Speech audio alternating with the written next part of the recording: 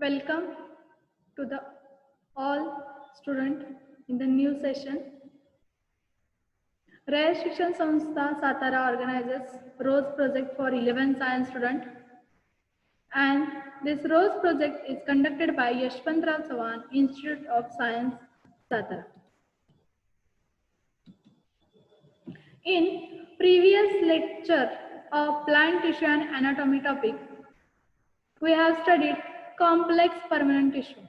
In complex permanent tissue, we have discussed about xylem and phloem, and also the components of xylem and phloem.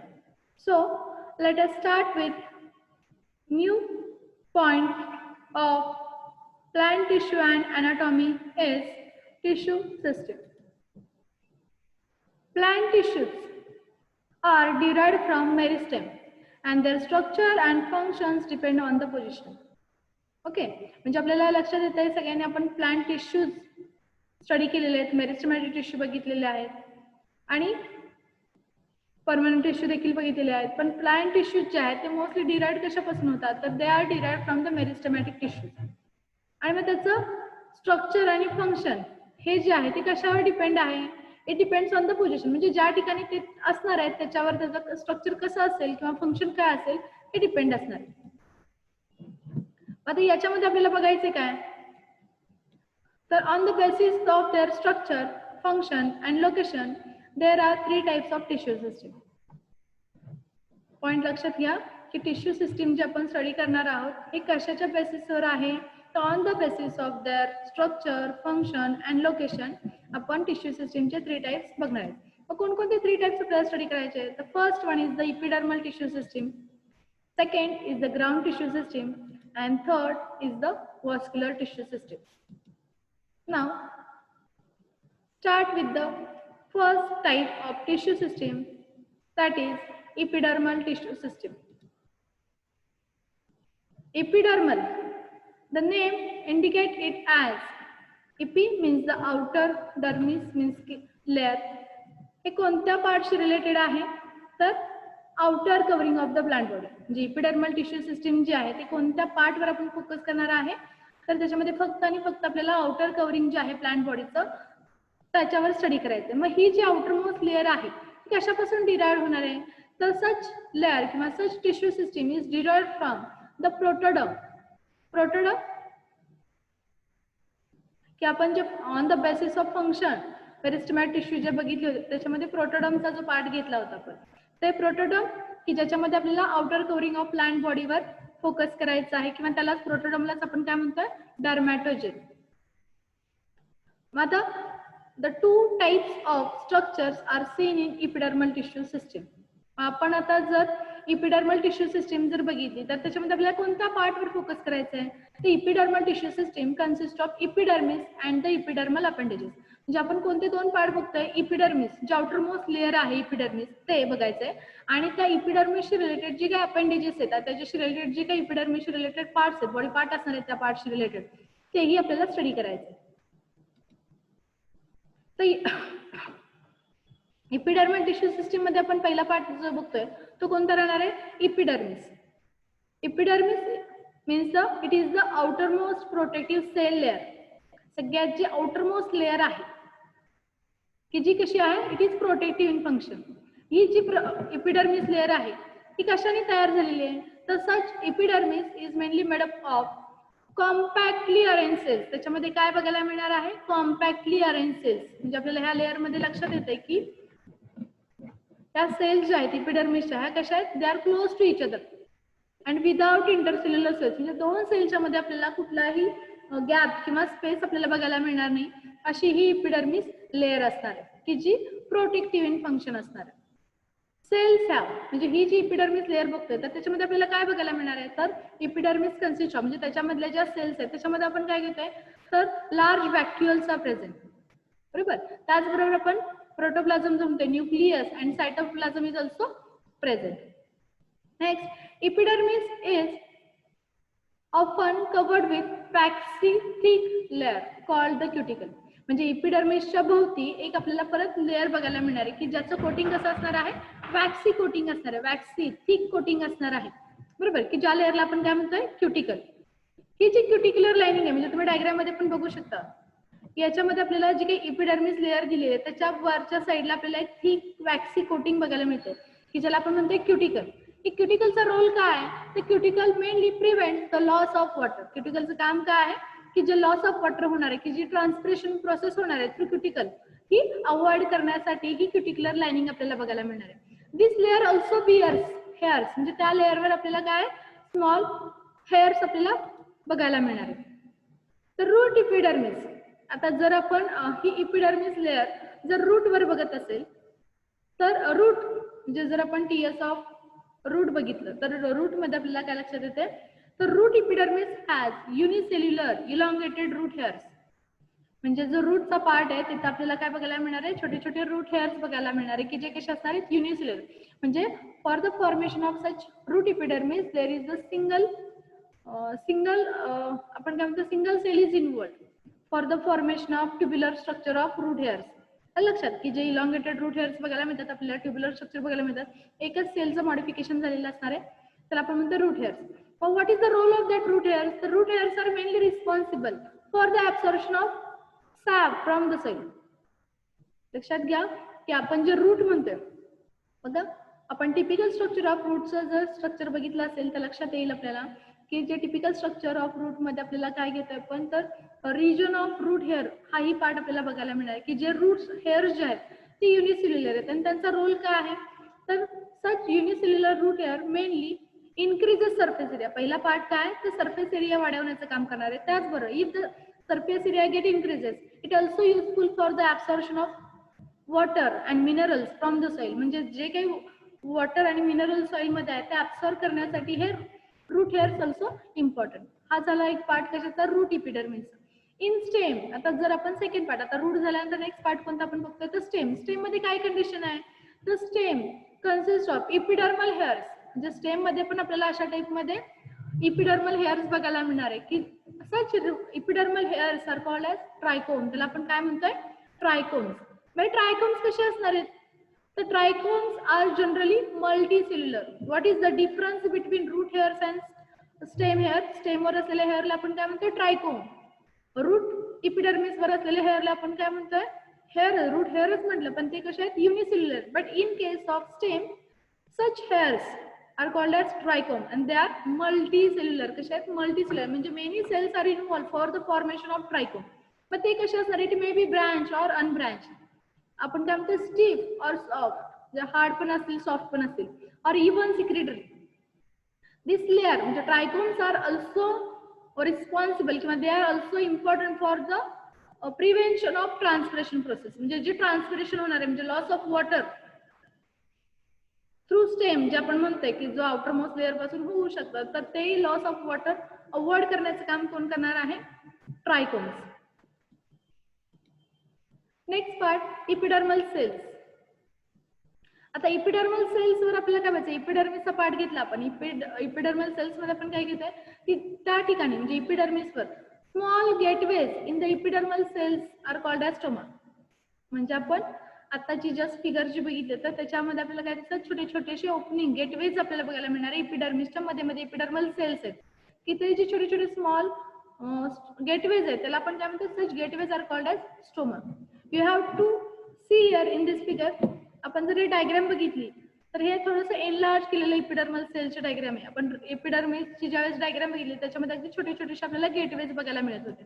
म्हणजे काय आहे structure याच्यामध्ये, तर such stoma are controlled by guarded किंवा such stoma are control or guarded by specially modified cells. Stoma म्हणजे काय आहे बघा, लक्षात घ्या. आता इथं तुम्हाला डायग्राम मध्ये लक्षात येईल, हा सेंट्रलचा जो पार्ट आहे, हे जे आहे व्हाईट कलरचा जो पार्ट दिसतो ते म्हणजे काय, स्टोमा आहे. आणि हे स्टोमाच्या भोवती कंट्रोल किंवा त्याला गार्ड करण्यासाठी त्याच्या बाजूला काय दिसतात आपल्याला, मॉडिफाईड सेल्स. ह्या ज्या ग्रीन कलरच्या ज्या सेल्स दिसतात ह्या मॉडिफाईड सेल्स आहेत, त्याला आपण काय म्हणतो, such cells are called as guard cells.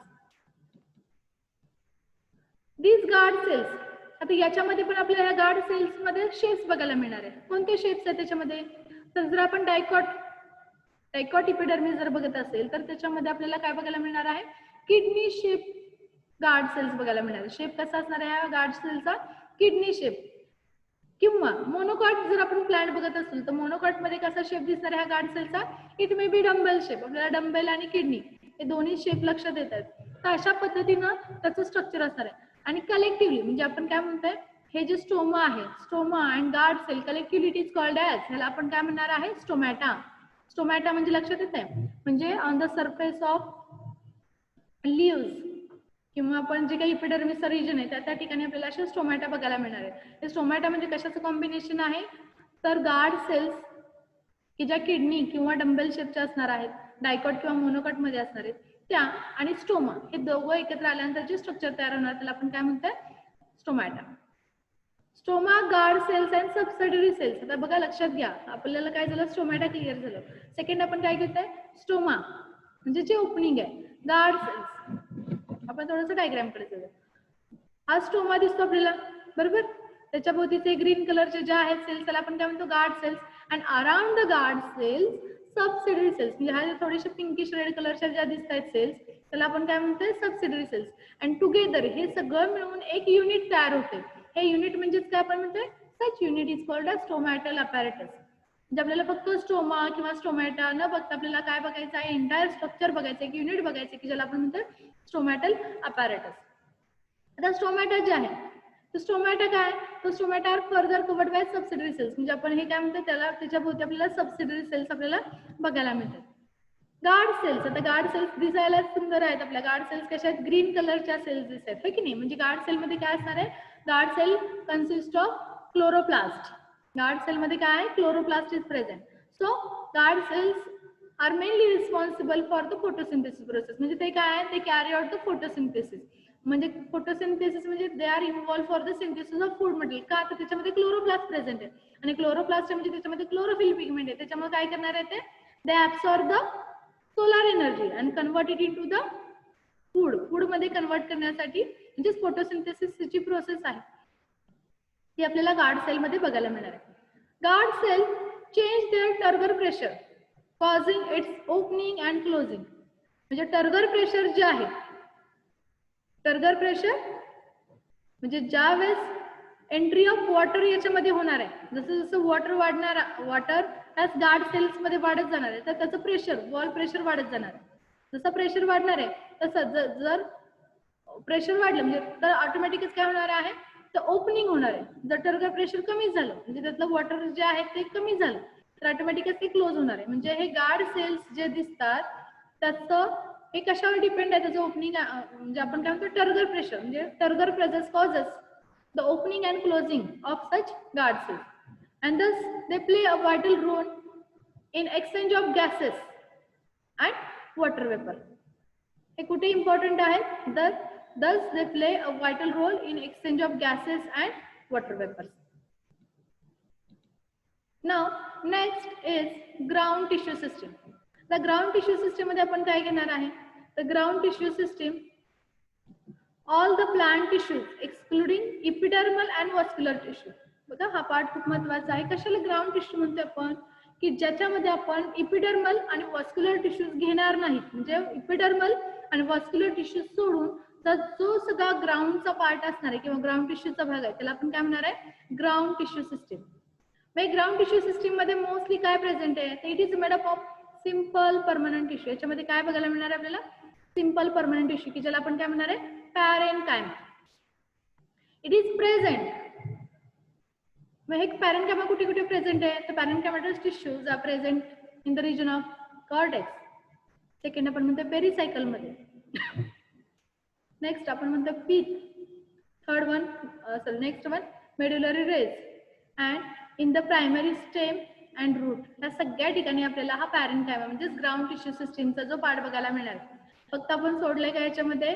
इपिडर्मिसचा भाग सोडतोय आपण आणि व्हॅस्क्युलर टिश्यूज म्हणजे जे झायलेम आणि फ्लोएम आहेत, कॅम्बियम, हे सगळं सोडून जो सगळा राहिलेला पार्ट आहे तो सगळा हा पॅरेनकाइमेटस किंवा सिंपल परमनंट टिश्यूचा भाग आहे की ज्याच्यामध्ये cortex, pericycle, pith, medullary rays हे बघायला मिळालं.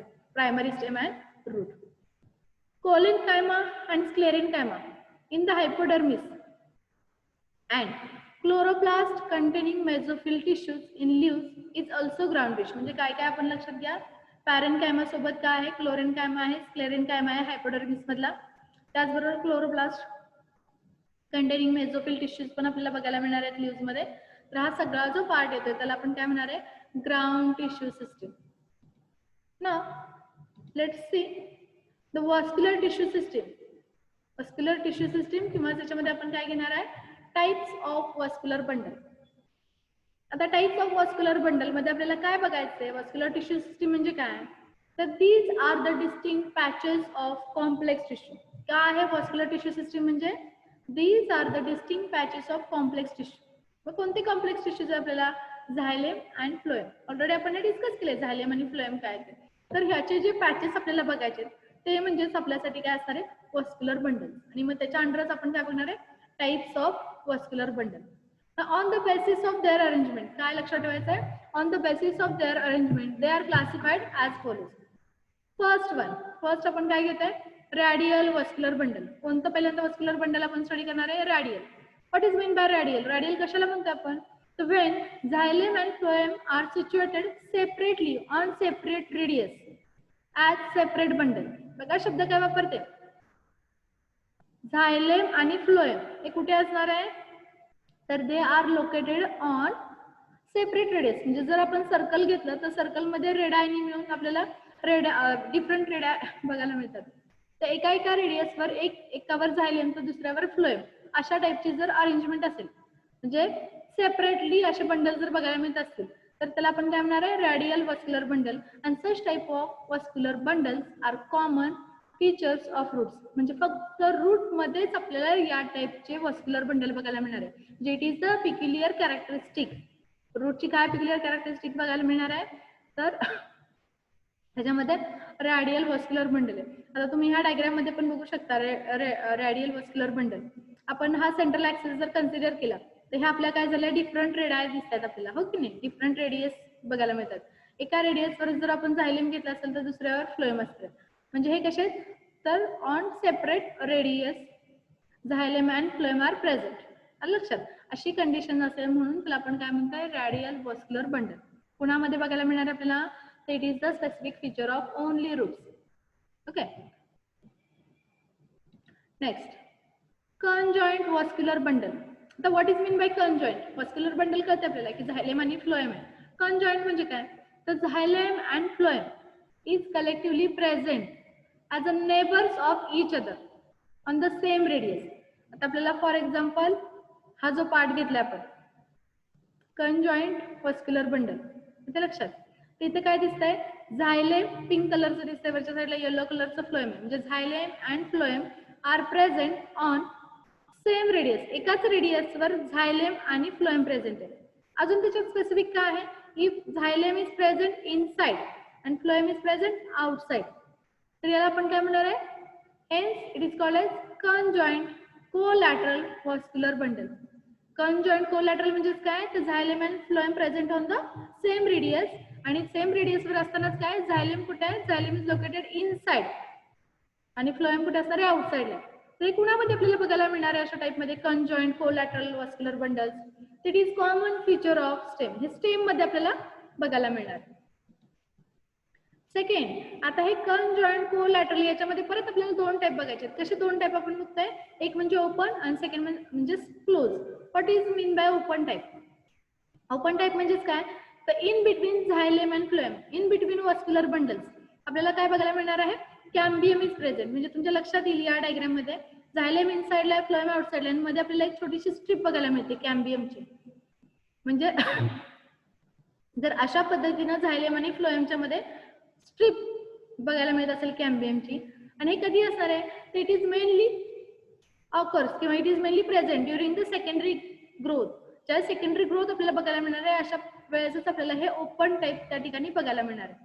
म्हणजे ज्या प्लांटमध्ये सेकंडरी ग्रोथ बघायला मिळणार आहे, थोडक्यात डायकॉट प्लांटमध्ये आपल्याला हे अशा पद्धतीनं कॅम्बियम प्रेझेंट असलेलं बघायला मिळणार आहे.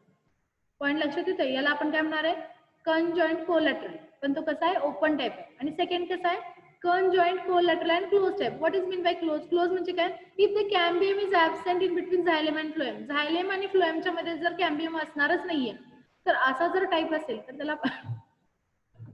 त्याला आपण काय म्हणणार आहे, close type of vascular bundle, की ज्याच्यामध्ये सेकंडरी ग्रोथ ज्या प्लांट मध्ये बघायला मिळणार नाही, त्यामध्ये अशा पद्धतीनं वस्क्युलर बंडलची अरेंजमेंट असतात. Next, bicollateral vascular bundle. Bi means two, येते लक्षात. कोलॅटरल मध्ये आपल्याला काय लक्षात येत आहे, बाय कोलॅटरल आपण म्हणते. बाय म्हणजे काय, बोथ साइड्स. कोण बोथ साइडला आहे, तर when phloem is present on both sides of xylem. आता इथं जर डायग्राम घेतली आपण, कंजॉइंट बाय कोलॅटरल, पिंक कलरचा हा मध्ये काय आहे, झायलेम, आणि around the xylem on both sides phloem is present. येते लक्षात, फ्लोएम कुठे आहे, on both sides of the xylem. ठीक आहे.